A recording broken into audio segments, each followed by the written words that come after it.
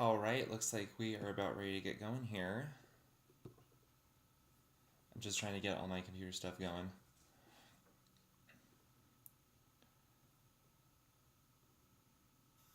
I think we're about ready to go. All right. So I'm really apologizing to everyone for all the changes that had to come about with this live stream. I was going to do it last night, but it turned out that we were actually going to be coming back from our trip a lot later than I thought. So I had to reschedule it, and then when I rescheduled it, I did so in California, so it changed it to California time, which wasn't exactly correct. So I'm really sorry for all those that wanted to participate but couldn't. But I have so much to talk about that I know there's going to be a lot of questions coming up because there's just a whole lot that happened this weekend. So what I wanted to talk about, I want to talk about everything that came out at D23 this last weekend about the Disneyland Resort because there was a ton. Then I want to talk a little bit more about MaxPass and just the changes to the general FastPass system in general. And then also stuff that's coming for Halloween. I'll touch on some things about Mickey's Halloween party, but I mostly want to talk about just everything new that's coming out for this holiday season for Halloween. And I'll do another video specifically about Mickey's Halloween party in a couple of weeks so you guys can get more details on that. Hey everyone, I'm glad that some people are still able to come and join, so hi. Just apologize if there's a few seconds between when you say hi and I say hi. There's a little bit of a delay, but it'll work out. Okay, so let's get into it with what happened at D23. We were there at the Parks and Resorts panel, and there is a ton of big stuff happening.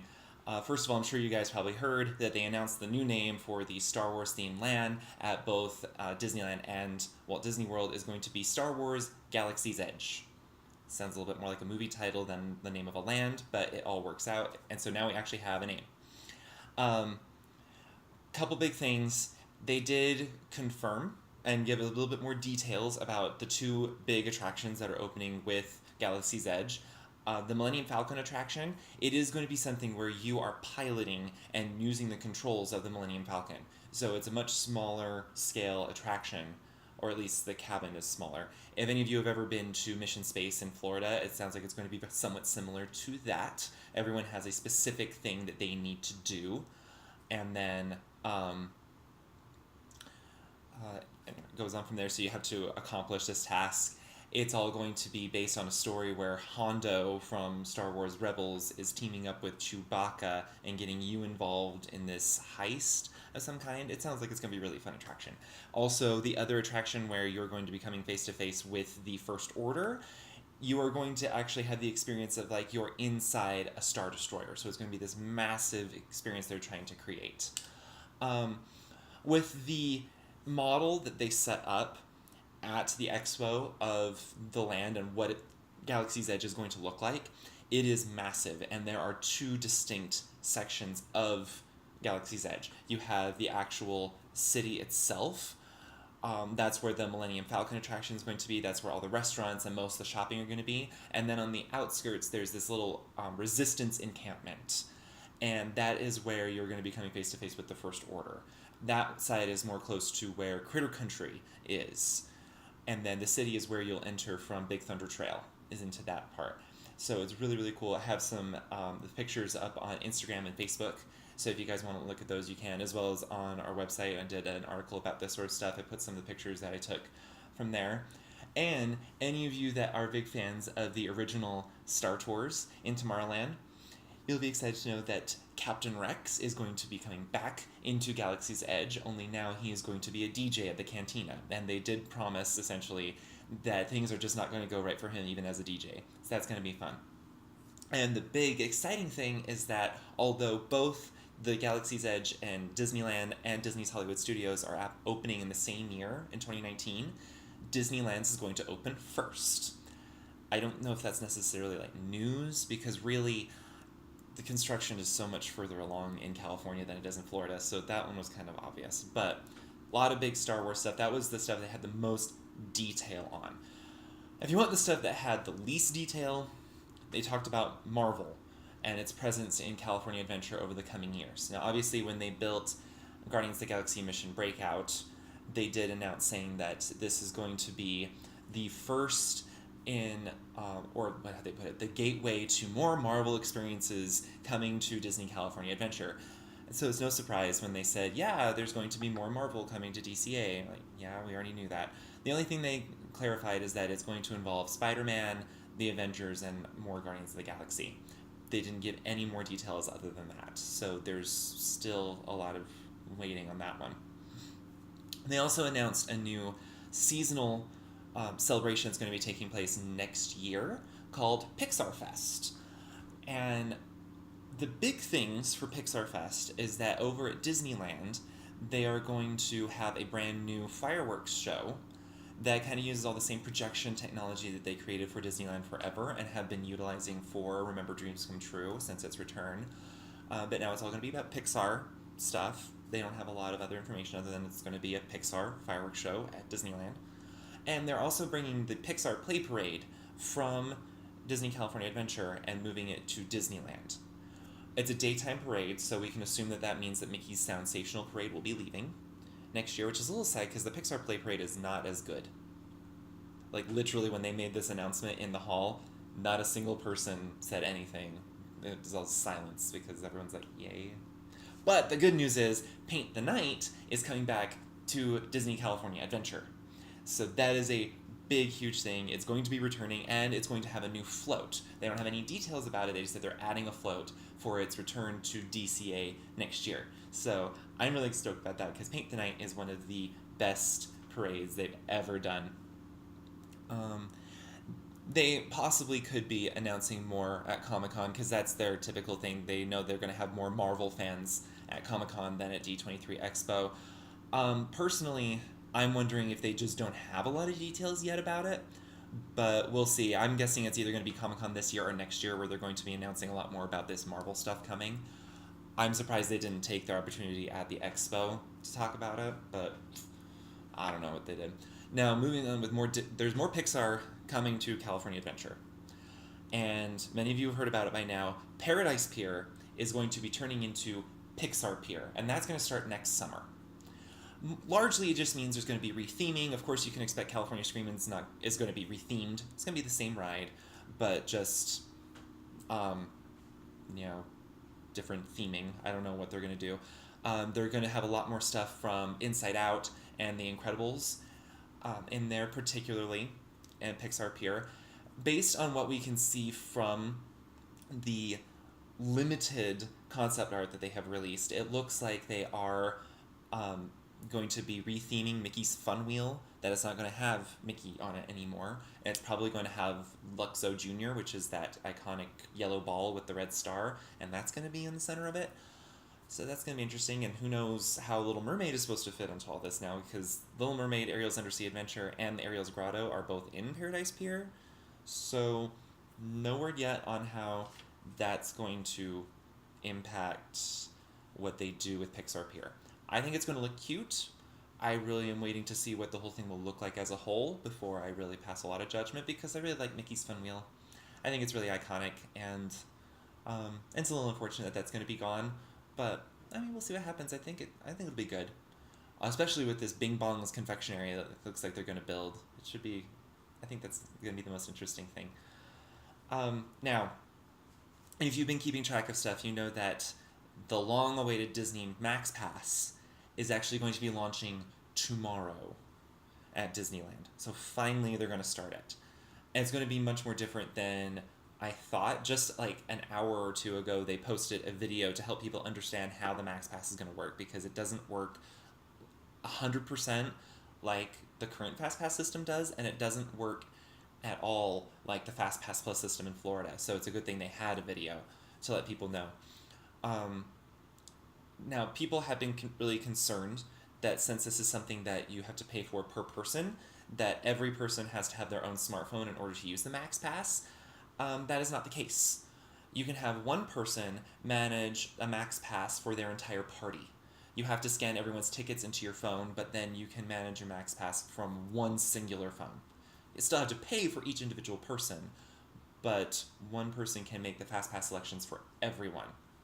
So that's really good. And unlike the FastPass system now, when you use the MaxPass and you come back to the FastPass return line, you are not going to be using your ticket. You're going to be using your phone specifically, which is interesting. So those are the major differences between if you're using the MaxPass or if you're using a traditional FastPass. Also, if you get a FastPass and you end up not being able to use it, like something comes up or you want to change your plans, you can actually cancel it. You don't have to be stuck with it like you are with a traditional FastPass where you get it and you have to use it or it just gets wasted. With the MaxPass, you can cancel your plans if you need to. But for those who may have been worried that if you're using a MaxPass, you can go on and specifically choose which time you want to come back and use your MaxPass, that is not what's going on. You actually just select what the next available FastPass is. You don't get to select the specific time. I'm actually going to be getting to Mickey's Halloween party really, really quickly here, so I'm glad that you're asking. A couple of things I want to bring up with the FastPass system, even if you're not using the MaxPass, but you're just using traditional FastPass, they have changed what you use. When you go to the FastPass distribution machine and you get the paper ticket, that ticket is not your FastPass. It is a reminder. So you need to have your theme park admission handy to scan at the scanners when you come to the FastPass return window. Do not try using that actual FastPass. It is just a reminder, and they will tell you there, don't use this, use your park ticket. So keep that in mind. And then if you have any other questions about FastPasses or MaxPass, then keep them coming and I'll answer them. Moving on to Halloween. First of all, just for general Halloween stuff, something else that they announced at D23 is that Cars Land is now going to be getting involved in Halloween, only it's called Halloween. The Halloween, so it's going to be all decked out, and similarly like they do to Christmas, but it's going to be for Halloween.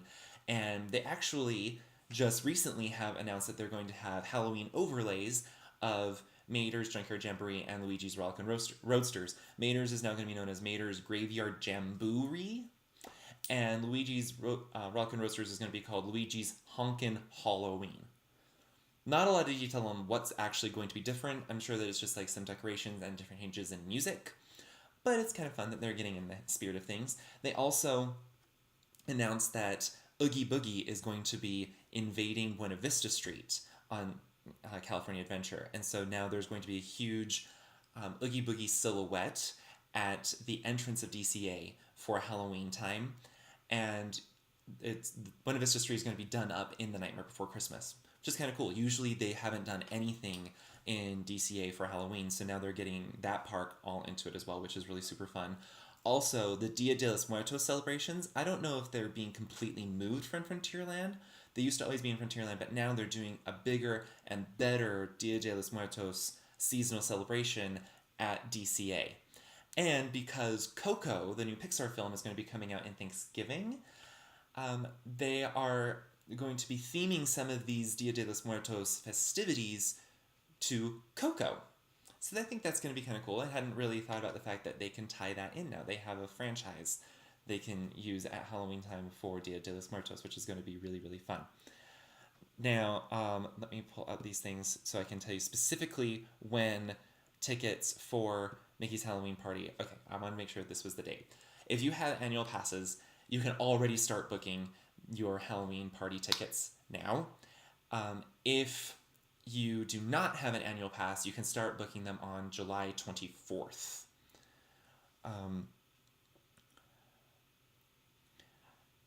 Yeah, I wonder as well if they're going to have a new ride sequence for Luigi's. I would assume that they would probably be doing that because it... I don't know. That's a good question, Daniel. I don't know. They haven't really released a whole ton of details yet. This is like the theme of all these things, is that we're releasing all this information but no details. I don't get that. So, yeah, those are the days you can start purchasing your tickets. You can already do it if you have an annual pass. If you don't, you have to wait until the 24th to purchase them. The Halloween parties are going to be going in between September 20th and Halloween itself. If you're going to be traveling in September, they're having the parties on Mondays, Wednesdays, and Fridays. If you're doing it in in October, they're doing it on Tuesdays and Fridays. A little bit different. I think that partially has to do with the fact that Halloween is on a Tuesday this year, and it looks like they've really limited the number of Halloween parties there are this year. So I don't know if that means that they're going to be selling fewer tickets or more tickets. I don't know. But there's not as many parties. Couple of things they did add to the Halloween parties this year, which is cool, because they did raise the prices of most of the Halloween parties, but more comes with them now. Before, if you were only coming to the Halloween party, you could get into Disneyland up to 3 hours in advance of the party, but only Disneyland.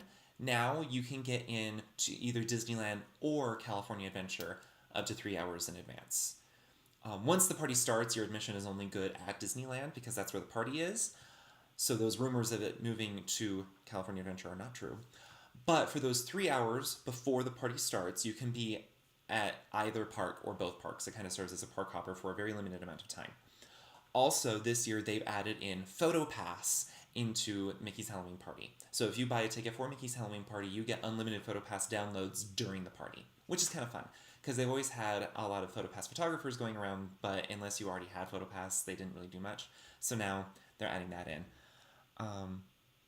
My favorite thing to do at Mickey's Halloween Party, that's a lot, because Mickey's Halloween Party is my favorite part of the year at Disneyland, which is funny because have never been a huge Halloween fan, but I love Mickey's Halloween Party. I would say I really love doing the Haunted Mansion Holiday, which is coming back this year for Halloween. It's more Christmassy than Halloween, but it's got Nightmare Before Christmas. It's only done 3 months of the year. It's super, super fun. And they are doing Space Mountain Ghost Galaxy again, which I actually quite enjoy. If you like Space Mountain, you'll like Space Mountain Ghost Galaxy. It's really fun. I just really love the entertainment around Mickey's Halloween Party. I don't even go to the attractions much when I'm there for the party. They're doing Halloween Screams again, which is their fireworks show. It's really, really awesome. You can only see it at the Halloween parties.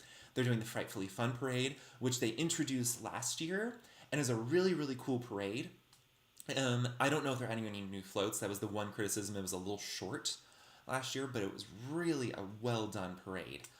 And then they have the Cadaver Dans that sing, and they have a lot of villains around, and so the entertainment is just as about as fun as everything else. And those are my favorite parts about Mickey's Halloween Party. What else was I going to mention about that? I don't know, it'll come to me. So if you guys are planning to or are thinking about going in October, try to make a Tuesday or a Friday night work for you, because then you could potentially be able to go to Mickey's Halloween Party. And it's really, really super fun. I love it a lot. So those are the main things that I wanted to talk about during this live stream. I know it's like 18 minutes of just a lot of information, but there's a lot to go through. If you guys have any more questions, feel free to keep putting those in. My favorite Halloween treat. Oh, the beignets, the flavor changes a lot. They've had pumpkin beignets in the past. Last year they did butterscotch beignets, but they're really, really good. You can't really go wrong at Halloween time because they add so many desserts, and they're all really, really good. I can't really say too much right now what's going to be the go-to, because the treats change so much from year to year. And so until they release what the food offerings are going to be, you can only speculate based on what they've had in years past. And last year's was nothing like the years before. So right now I would say the beignets. They're really, really good. But that's what I would say. With the FastPass system, when I was being there this week, there was a few things that I was noticing that I want to make sure you guys are aware of, and I'll probably do another video about them again later.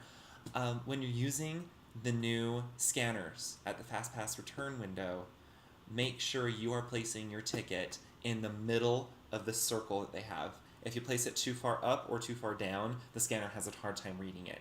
Place it right in the center, and it will scan so much faster. Also, it works faster if you have every person in your party hold their own ticket and scan. even if you just are saying, I don't want my kids to hold their own tickets, give it to them for like 5 minutes and then gather it up again when you're done and it'll work. Or buy those lanyards that they have, that the tickets can be housed inside, because the scanners can actually scan your ticket inside those pouches and they never have to take them out. The crowds around Halloween time, it varies. If you're going on a night where there's an actual Halloween party, Disneyland during the day is more crowded because, how do I word it? Everyone knows that Disneyland's going to be closing early on those nights, and so they're trying to get as much done in Disneyland before they're forced out of the park. So it tends to be busier in Disneyland Park specifically on nights where they're having the party. But if you're actually going to the party, the crowds are a fraction of what you'll see because they have a finite number of tickets that they sell, and so they keep the crowds fairly minimal. So that's really, really nice. In California Adventure, you don't really see a huge difference in crowds.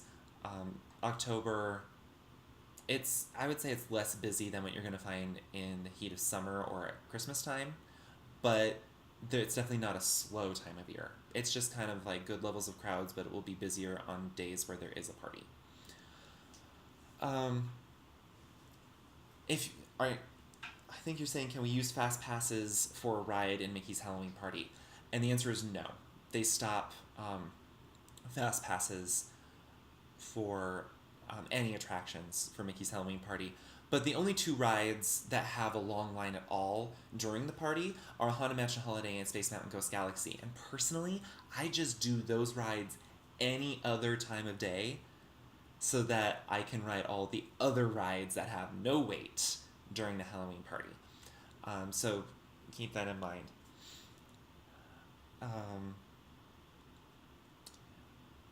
Let's see. About any other things for Mickey's Halloween party. Oh, the costume guidelines. I almost forgot about costume guidelines. They actually did not change this year. There was no major thing about costumes. I know last year everyone was really, really worried about, do these new costume guidelines mean that adults can no longer wear costumes? No.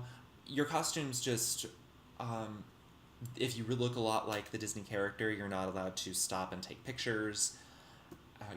No part of your costume can drag on the ground, and they recommend simpler costumes because if there's a lot of layers to your costume, you're more likely going to have to be stopped at security for additional screening that's going to take a lot longer, and it's not super fun.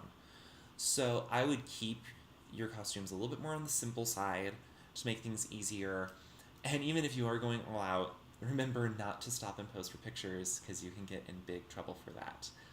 I have a friend who can attest to this because she had to be warned several times, stop taking pictures with the guests because you are not a Disney princess, even though she kept doing it. So,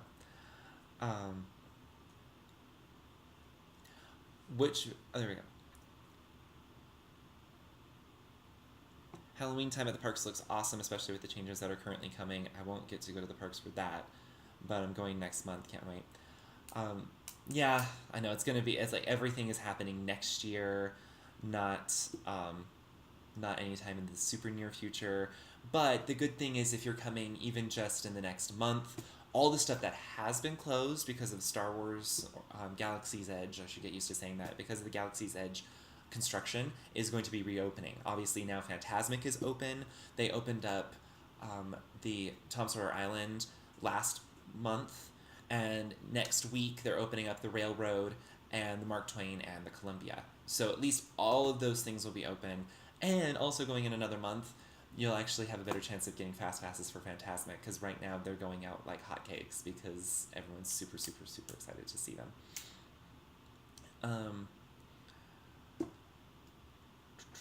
Danielle, I'm just going to have to ask what you mean by where can we see the video. Are you talking about the Halloween party video? Because I haven't made it yet, but I am going to. It's in the next couple of weeks so that everyone can know what to expect.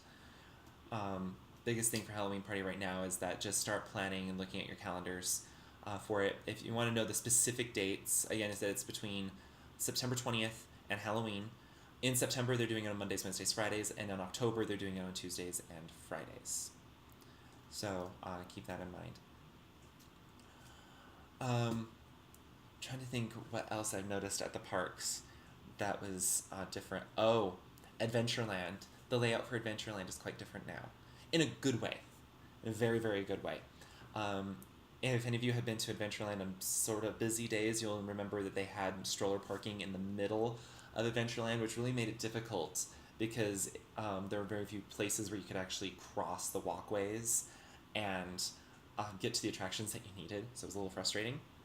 What they did is they actually moved the fruit cart that was by the line for the Jungle Cruise.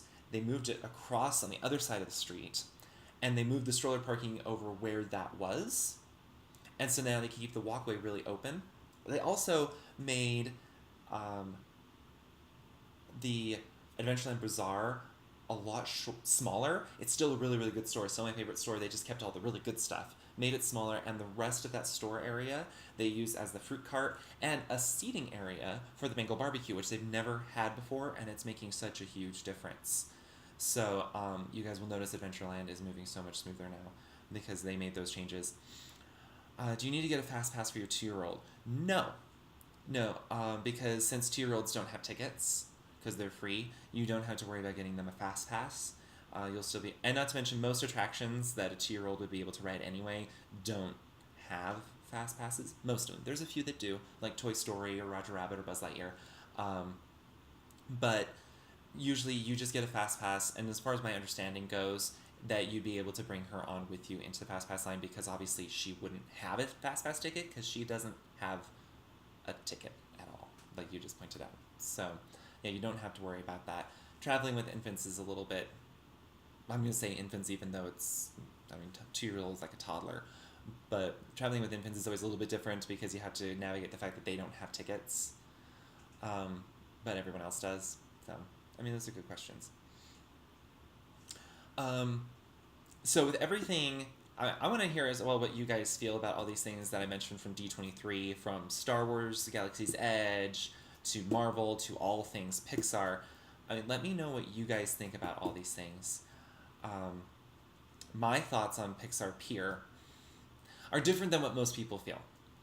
When I heard about Pixar Pier, as I'm sitting there and they announced we're going to be changing Paradise Pier to Pixar Pier, I was really conflicted because there were no rumors about this. This was one of the few announcements they made that no one had any clue it was coming whatsoever.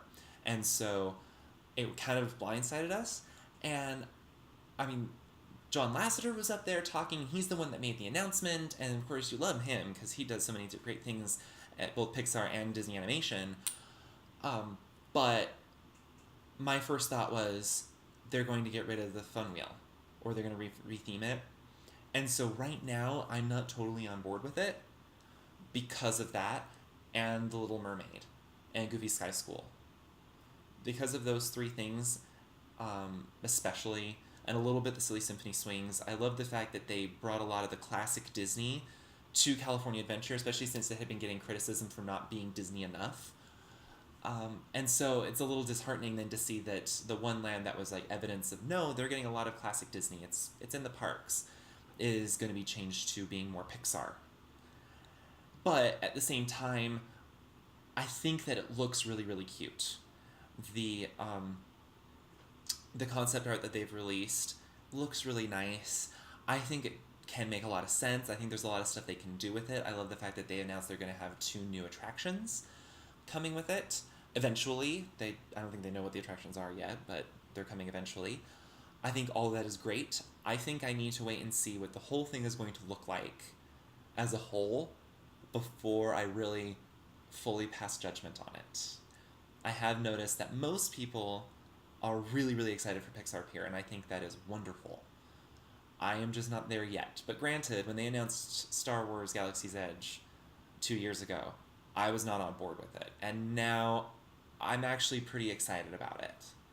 So I think it's going to be a good thing. Eventually. It's just going to take me some time.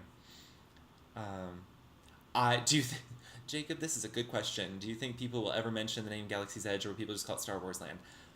To be quite honest, I think they're going to call it Star Wars Land. I don't think that people are going to be calling it Galaxy's Edge. I'm going to try to call it Galaxy's Edge because I like to try and be more proper about those things because it's a pet peeve of mine, but I think it's either going to take a long time for people to call it Galaxy's Edge, or it's always going to be known as Star Wars Land. They took too long releasing the name. They really should have done it earlier. But um, yeah, Daniel, they're saying how California Adventure isn't California enough. You can kind of see where they're coming a little bit, because there's still the worry that Hollywood Land is what's going to become Marvel Land. And so there goes that section that's all California themed. There are people that will say that now with Pixar Pier, it's not going to seem as California as it did before, which really, it's still as California as it ever was, because that's where they got the whole idea of doing a boardwalk amusement park, is from California. I don't know, it's an interesting thing to see what they're going to continue to do with California Adventure. I mean, I often compare California Adventure with Hollywood Studios in Florida, because Hollywood Studios is getting less and less about Hollywood as time goes on, and people are just more like, can they just change the name of that one to better match what it's actually doing? So, and you can kind of see where some people are coming from with California Adventure, but it's not as big a deal as I think some people are making it out to be. All right, Rosa, let's see here. Arriving at Disneyland Thursday, August 17th, late afternoon between 3 or 4. What to try to ride or do? Okay, that's actually a really good question if you're arriving later in the afternoon. First of all, make sure that you have the Disneyland app on your phone and be checking it, because it is going to make a huge difference. We often arrive our first day later in the afternoon, and so we just check our phones and we look and see which park has the shorter lines. And if we really can't figure out much from that, then we also look and say which park has more fast passes available. And so that's what I would look for first. I wouldn't necessarily expect to get a lot of big attractions done. At that time, you might be able to get on Mission Breakout or Space Mountain or Indiana Jones. You should be able to get on a lot of those around that time of day or year. Maybe not. I mean, you just have to wait and see. But they would be later in the evening. But you don't have to wait more than 2 hours before you get your next FastPass. So I just kind of keep an eye open and look and be open to doing other things. We often are open to the fact, like, you know what, today we may just be doing Little Mermaid and it's tough to be a bug. And maybe we'll go and do Buzz Lightyear or the Tiki Room or the Jungle Cruise. Not a lot of big attractions, just because we know, like, there's a lot of crowds, there's not a lot of fast passes available, so you need to be a little bit flexible. But I always first check and see which park has fewer lines, and then which park has more fast passes available. And then start with that, and that can lead you in the right direction. With new things coming to California Adventure, would you consider them changing the name? I don't know. It depends on what they do with Hollywood Land. Because right now, that's like the land that Disney forgot, is Hollywood Land. There's so much that they don't know what to do with. They've got Monsters, Inc., My Consolidate with Rescue, which is a cute ride. It's not like a fantastic ride, but it's cute. But it's in such a bad location. No one ever knows it's there. There's a whole bunch of stuff that happens on the back lot that people don't even know is going on. They just have the Sunset Showcase Theater back there.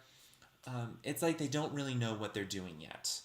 And so it's going to be interesting to see what they do, because there is still the rumors that say that either Hollywood Land or a Bugs Land or both are going to be taken over by Marvel Land or some sort of Marvel themed land. If they were to do that, maybe they would consider changing the name, but it sometimes takes a lot, because obviously, I mean, they changed Disney's California Adventure to Disney California Adventure because they were trying to make it sound more Disney. Not a major name change, but they did it. And they changed Disney's MGM Studios to Disney's Hollywood Studios because MGM was no longer a partner, and so they had to change the name. It's not like they had a hit. Oh, and Euro Disney. They had to change Euro Disneyland to Disneyland Paris because it offended people and wasn't an accurate representation of what the park was. So they changed that. They don't have a really big history of changing park names. So it'd be interesting to see if they did change the name. It would probably be in like 10 years in the future. Nowhere soon. Oh, by the way, to everyone who's been saying hi back.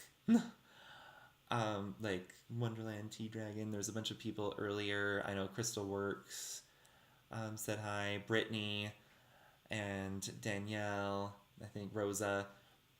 Sorry that I didn't say hi at the time, but hi. I appreciate that you guys are all here right now. Um, will I be sad if they demolish Bugs Land? Ah. My thoughts on Bugs Land are interesting. I think it's a really cute land. I think it has a lot of potential. I think that there actually is a lot of fun that's in it. I mean, you walk around there and they built all the four-leaf clovers so you feel like you're a bug. The benches are popsicle sticks. The lights um, are fireflies. It has so much potential, and it's the only area in California Adventure that has a whole bunch of stuff for little kids. And so I think that it is an important area for them to maintain, but I don't think that it's out of the realm of possibilities for them to get rid of it for Marvel Land. I would just kind of be like, well, I guess they did that. Hopefully they're bringing in some new experiences for younger audiences.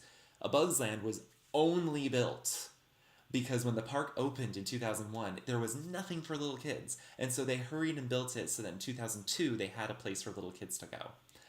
Um, so I would be a little upset because I think it's really cute, but at the same time, it's like, I guess that's what they decided to do. Um, all right, let me see here. Paula, my family can't decide if we should buy 2-day tickets, one park per day.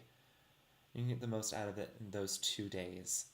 If you're going to buy 2-day tickets, I would buy 2-day park hoppers.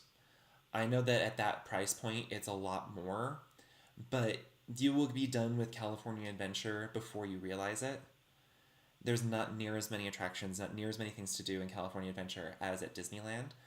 I almost always, and even if I end up starting the day at DCA, I almost always am back in Disneyland by 2 or 3 p.m. because we've run out of things to do. So I would highly recommend it. But if you did want to stick with one park per day, no, you're not going to get everything done. You'll get everything done in California Adventure, but not Disneyland. And so you just have to be really smart about how you do your day and figure out what you feel is the most important things to do and what things could kind of just go off to the side, not be as important. Like maybe we'll get to it if we can. Um, but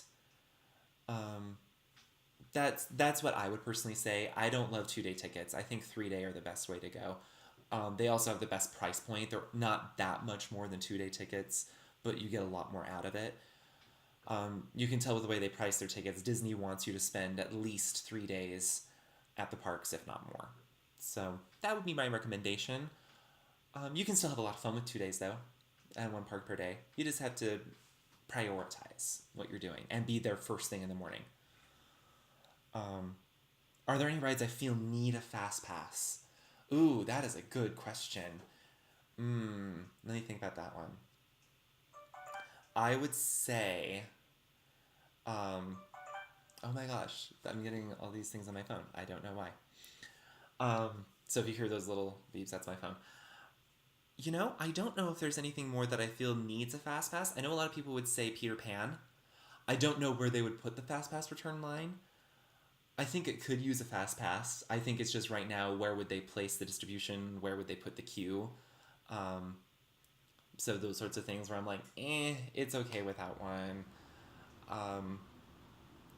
Other than that, I can't think of any other major attraction that I think needs a FastPass right now. Pirates of the Caribbean used to have a FastPass a long time ago, and it works better without one than it ever did with one. So I would say keep FastPasses away from that one. And then everything else that needs a FastPass, I think, has one. So they're actually doing pretty good with it. But that's a good question. I mean, maybe as I keep thinking, I'll come up with something else. All right. Yes, Wonderland. I know you have a long name, but it's good. You're going to Disneyland this year. Yay.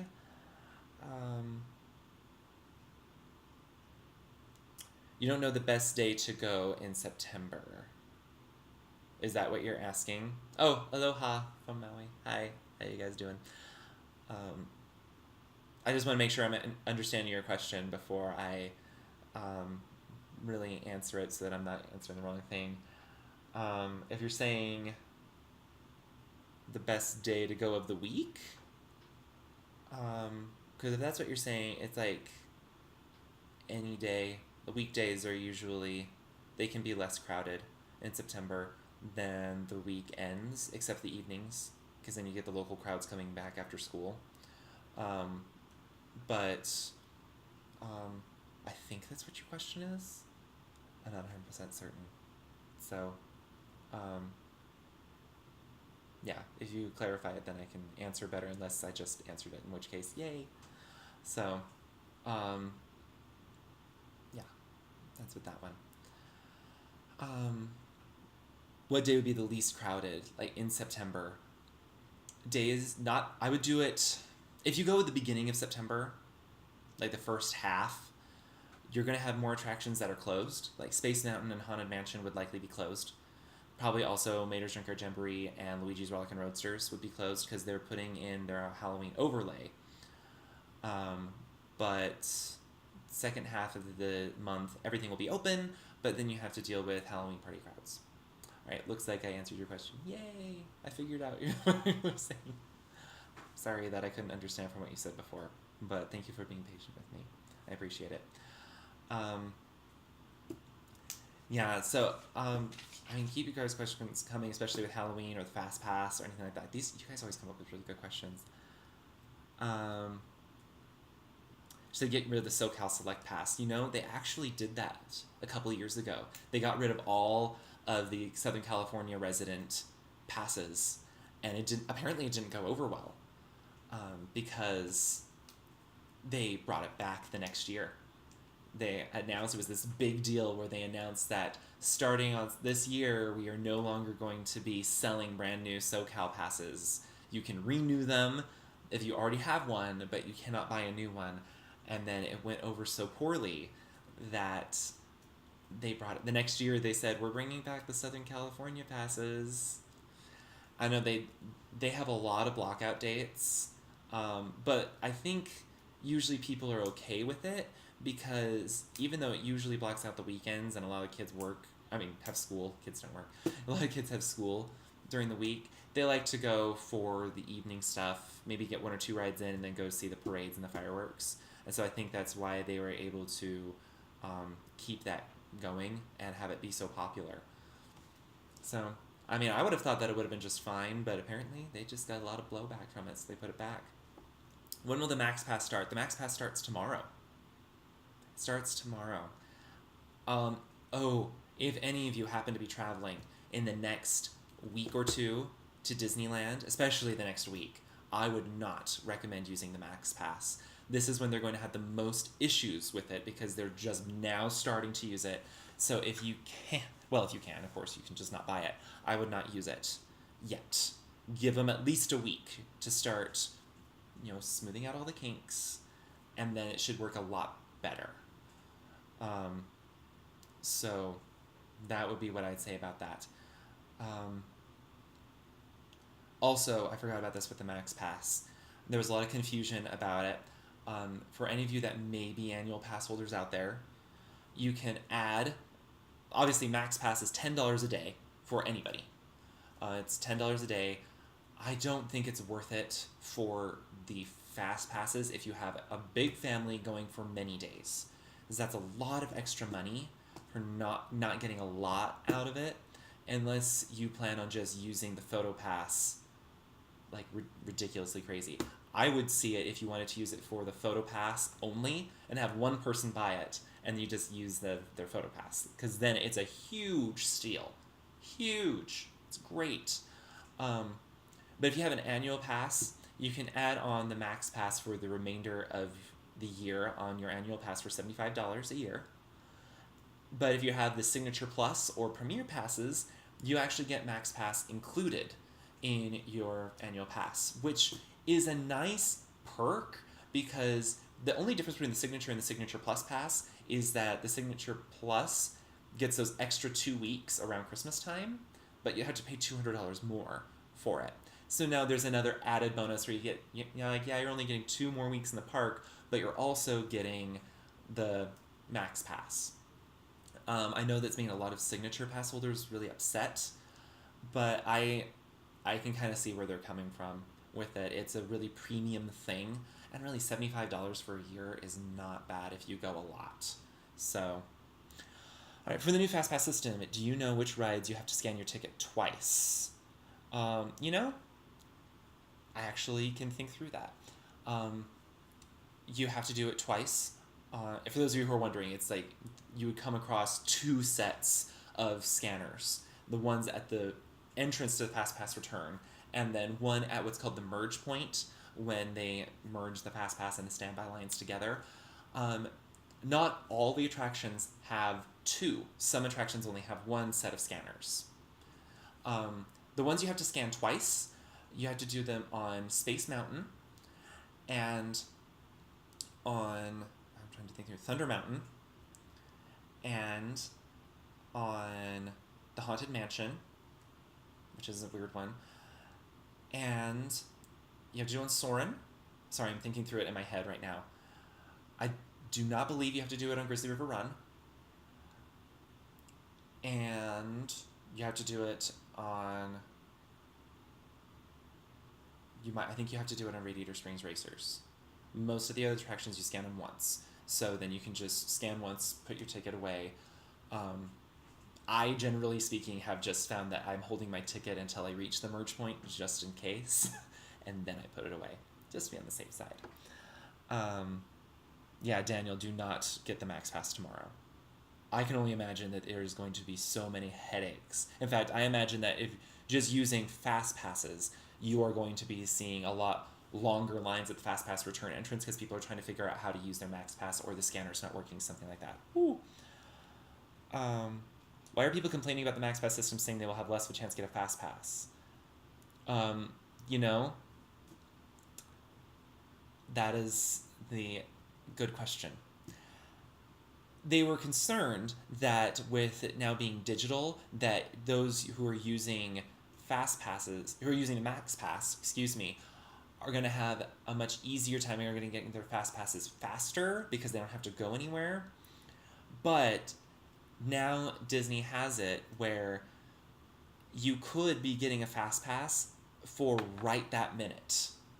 And so what this is essentially doing is it's increasing the number of FastPasses they're giving out in a given day. And so I don't think you're going to be seeing a huge change in how fast or how quickly the FastPasses are running out. I don't think you're going to see a huge difference. I think it's going to seem the same. Especially since people using the MaxPass still have to follow the same rules as everyone else. You have to wait about a half an hour before you can get your next one. Minimum half an hour. Maximum 2 hours. So, I don't know why people were getting so upset by it, but they were, and it was really, really strange. So, go figure on that one. Anyway, yeah, Daniel, with California Screamin', it has a FastPass, but I don't think it has two scanners. I think it just has the one set of scanners, because there was nothing at the merge point, unless they just weren't using them. I don't know. During the day, it's best time to go on Star Tours. You see, Star Tours is hard because it changes all the time. I would still personally say earlier in the day, but you know what? The FastPasses just do not run out on that as much as other attractions. So you can still get a FastPass. We get FastPasses on it all the time at like 4 or 5 in the evening, and we still don't have to wait more than like maybe a couple of hours, and we can get on it. I would just never wait in the standby line for Star Tours unless you have me walking by first thing in the morning and there's no line, because that line does tend to be pretty long most of the day. But there doesn't seem to be like a best time of day, because there doesn't seem to be a worst time of day. It's just kind of, the line's always long, but the FastPasses don't go super fast. So take advantage of FastPasses on that one, definitely. Oh, man, that's another thing I wanted to mention. Guys, I cannot stress enough, get the Disneyland mobile app on your phone. It's just called Disneyland. It's on the App Store. It's on Google Play. Get it, because this is how you check the FastPasses. It'll tell you when the FastPasses are being distributed for each attraction. And because there are some times where I look at it and there'll be, like, the Matterhorn says it has a 60-minute wait, or you can get a FastPass and get on it in 10 minutes. Get the FastPass. Just make sure you're looking at these things. A lot of people don't. I mean, look at it, and it makes such a huge difference in how you're able to get things done. Yeah, yes, Crystal works. The new FastPass system is so great right now. I actually greatly prefer it. We arrived on Thursday, and it was a fairly busy day, and we arrived there at like 4. No, sorry, it was like noon. Sorry, my brain's not working. It was like 2 in the afternoon that we got there, and we used probably like 6 FastPasses over the course of the day, and we didn't even stay till the end. We kind of early in the day, and we got 6 FastPasses. It works tremendously well. I love it. I love this new FastPass system. I think it's great. Um, Jacob, you have such really good questions, and I'm loving it. And I also question because I think I know some of the other channels you may watch based on your questions. By the time Star Wars Land arrives, should they remove Star Tours? I don't think they're going to get rid of it instantly. But, I do think because Tomorrowland, the rumor is that Tomorrowland in Disneyland is slated to be overhauled sometime in the early 2020s. So by the next D23 Expo, we should hopefully be hearing about an overhaul over Tomorrowland. And I personally think that there's only 2 attractions in Tomorrowland right now that are safe from being removed. And those are the Autopia, because it's the only 1955 original attraction in Tomorrowland. And as long as they continue to update it, which they do all the time, it can stay current because they can still change it to where it'll be electric vehicles. And they can change the layout of it, they can change the experience. So there's a lot they can do with it, and I'm sure they're going to keep it for those reasons. And then they're going to keep Space Mountain. I mean, it's too popular, they're going to keep it. But I think Finding Nemo Submarine Voyage, Buzz Lightyear Astro Blasters, and Star Tours would all be at risk of leaving for the new Tomorrowland. It's down the road. I do think that they are at risk. But I mean, you can't really say until they actually release the plans because you never know. They might say we're going to keep them. You really can't say. Um, and Star Tours is a really popular attraction. It's a lot of guests' favorite. It has been for 30 years. Realize that this ride is 30 years old. But given the new Star Wars attractions that they're going to be building in Galaxy's Edge, and the fact that they are going to be using the latest technologies, not 30-year-old technology, latest technologies, you can see how they would have an argument to say, do we want to even have a Star Wars attraction in Tomorrowland when we have a whole land of Star Wars attractions on the other side of the park? So we're just going to have to wait and see what they're going to decide to do. I really don't know. But I do think that the Autopia and Space Mountain really don't have to worry about being removed. I think that they'll stay. But only time will tell. These are all just rumors at this point. And we can all see rumors don't always work out. There were rumors that were saying that California Adventure was going to be home to the Halloween party this year at Disneyland. And it's not true. It's still at Disneyland. I don't know if they're going to move it to California Adventure. Maybe they'll increase it where it's a 2-park thing. I don't know. So can't always believe everything that you see. Well, do you have time for a couple more questions? If you guys have any more, I'm loving these questions. I do want to just kind of thank everyone who watches. I mentioned in a video a couple weeks ago that I started doing the YouTube channel for our website Disneyland Forever just over a year ago, and I was just doing it because I thought, oh, this will be something fun. Maybe I'll get a couple hundred subscribers, maybe. And to be sitting here a year later and I have over 1,000 subscribers, I'm just like, yay, and I'm so glad to hear about your stories that you guys tell me, things that worked, and I'm open to the criticism you guys have. I mean, heaven knows I've seen a lot of the criticism from viewers as well. Just let it come as it does. I use it to try and make things better. But I love hearing back from you guys. I love all the suggestions of videos, particularly because I think that they are, I think they're fantastic, and I try using them all the time. In fact, we're going back to Disneyland in a couple weeks, so if you do want any more specific videos on for Disneyland or Disney California Adventure, make sure you're letting us know what videos we should do. I have a lot more in the works, but I love hearing from you guys. What ride do I think is more underrated? Because you feel Winnie the Pooh needs more love. It does need more love. It does. I think my favorite underrated ride it's weird for me to say that it's underrated because it actually always has a long line, but it's just because it moves really slowly, would be the Finding Nemo submarine voyage. Because I can tell that right now they need to shut it down for a couple of months and do a major refurbishment on it because things are starting to fade and chip. And a lot of people complain about the fact that it doesn't look as great under there anymore. I'm like, yeah, but it's so cute, and I think that they should do more with it. I really like that ride. That and Goofy Sky School. I think it's fun. It's just a dinky little ride, but I love it. It's just, I'm weird. Is Star Wars Land only going to have the 2 rides? Right now, there's just the 2 rides. I mean, it is big enough, certainly. Oh my gosh, it's so much bigger than I thought it was going to be. It's big enough for them to put more. But for right now, they're planning on just opening it up with the 2 attractions and then a bunch of restaurants and more immersive entertainment experiences. So I don't know that you're going to notice that there's only 2 attractions. How early can you get a spot to wait for the Main Street Electrical Parade? Oh, hours. People wait for hours for the parades. Thank you for mentioning this. Here's what I would say. If you want to view a parade on Main Street, like being on Main Street in front of the stores, you're going to have to wait at least a couple of hours, if not more, to get a spot. If you don't mind waiting in that spot, and you don't mind having a front row seat, I would never wait more than an hour. I really wouldn't.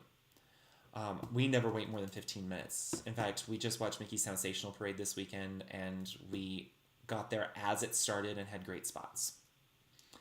It just depends where you want to be seated, where you want to see it from, and how close to the front you're hoping to be. If you want front row seats, you're going to have to wait a very long time.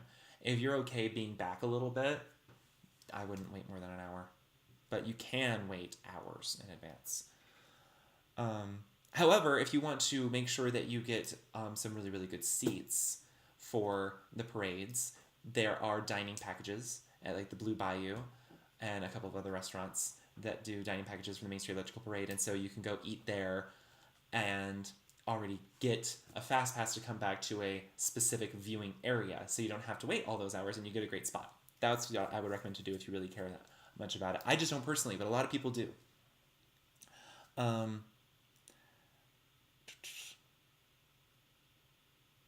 I would love to meet you guys in the parks. I mean, seriously, I know I mentioned it before. Follow us on Instagram, because then you'll know when we're in the parks and where we're at.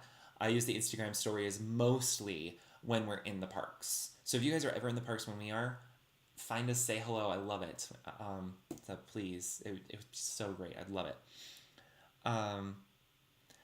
So, I mean, I love giving you guys these tips. I love all these questions. These have been fantastic questions. And there are more videos in the works. I think next week's video is going to be a bit more of a fun one, but then I'm going to have videos specifically on the MaxPass and on the Halloween party coming up in the next couple of weeks. There's a lot that I'm doing. A video on Critter Country as well, to kind of give you guys some tips specific to Critter Country so you can navigate that land a little bit easier. And there's a few other ones that I'm still working on as well. So this is the busy time for me. There's so many videos and I only post once a week, so it'll be fun. So thank you guys so much. I let you guys make me smile too. I'm so happy. I'm so glad that all of our tips are helping you guys. Like, seriously, I just do this because I want to help you guys. It's not about the subscribers, not about any of that. I just love the fact that this means a lot for you guys. If you want to be in the same, last thing, if you want to be in the same spot for the Main Street Electrical Parade and the fireworks, I would recommend being more toward Town Square on Main Street USA, or just anywhere along Main Street, really, because then you just kind of, you'll have to move, but you don't have to move very, very far, and you're going to be in the center of Main Street, great view of the castle, and the rest of Main Street where they still do projections. It's, if you're going to be there specifically for Remember Dreams Come True, try to be a little bit more up to the front of Main Street, a little bit closer to the hub, but anywhere along Main Street turns out to be really good because you don't have to move very far to get a spot at all. Like, you just take that 10 steps and you're good. So, thank you guys so much for all the questions and for subscribing and to watching all these things. Oh, last thing before I go, I have not met the fairies. Haven't seen them around. Haven't gone over there. So, wish I could help you out there, but I know where they're at, over in Pixie Hollow. if that's the fairies you're talking about.